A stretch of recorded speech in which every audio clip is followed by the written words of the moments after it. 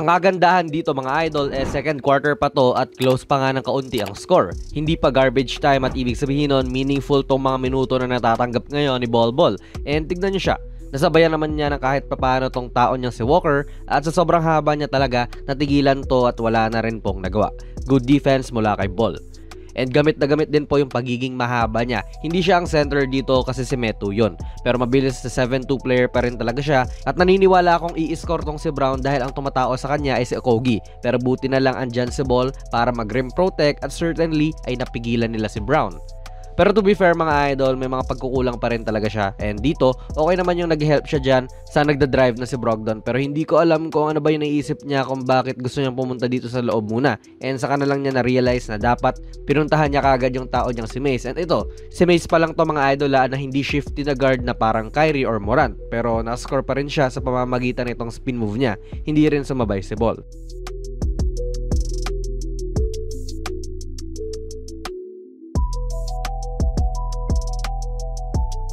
Makikitang medyo tina-target nga din siya ng Blazers at dito si Brogdon naman po ang susubok na dumiskarte sa kanya. And good naman ang decision din na ito kung ikaw ang Blazers dahil may speed advantage nga si Brogdon dito. Kung hindi naman makakasabay si Ball, edi pwedeng gawin lang nila to ng gawin. Pero this time napigilan naman ni Ball which leads sa turnover na ito. Good defense ulit.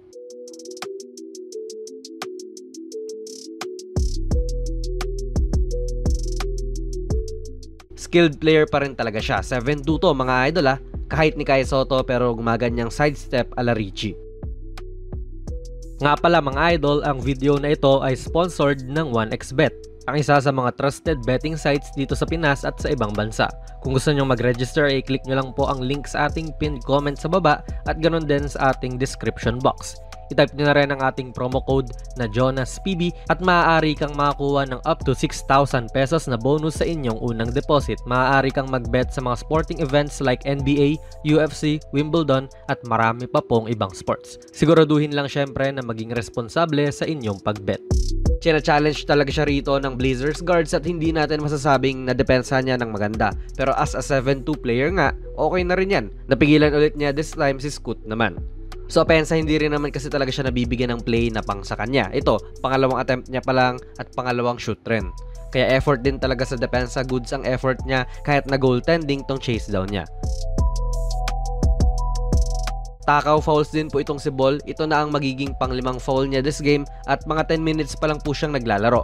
Pero may iwasan sana yan. Like sa pagkakataon nga na ito, hindi naman niya kailangan magkaroon ng contact kasi umaatake na itong si Wainwright. Pwedeng abangan na lang niya sa taas to para tapalin. Pero yun, sumabit pa nga siya pero ang nipis. And ewan, baka hindi lang din talaga priority si Ball sa opensa at sinasalta lang siya for floor spacing purposes. Tinatao siya ni Wainwright 6'5 lang to. Kung kunwari si KD ang andyan sa pwesto ni Ball ngayon, malamang poposehan to ni KD at hihingin yung bola sa mga kakampi niya. Hindi rin naman sila nagkakalayo ng laro. In fact, paboritong player pa nga ni Ball si KD at siguro minodel niya rito yung laro niya. Pero ganyan nga siya ginamit, floor spacer lang. Sa tingin ko hindi pa talaga completely alam ni Ball kung paano niya magagamit din ang length niya kontra sa kanyang mga nakakalaban. Hindi katulad ni KD.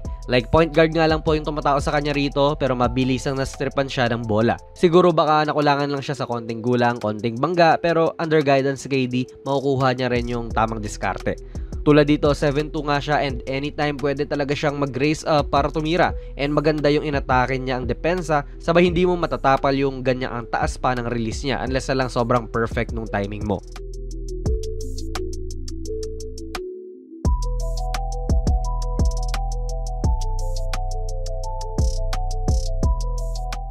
Out of 33 possible games mga idol, nakaka 9 games pa lang po si Bol this season at itong game na ito kontra sa Portland Trail Blazers ang may pinakamaraming minuto siyang natanggap, playing 20 minutes. Bago niyan, 4 minutes lang ang season high niya.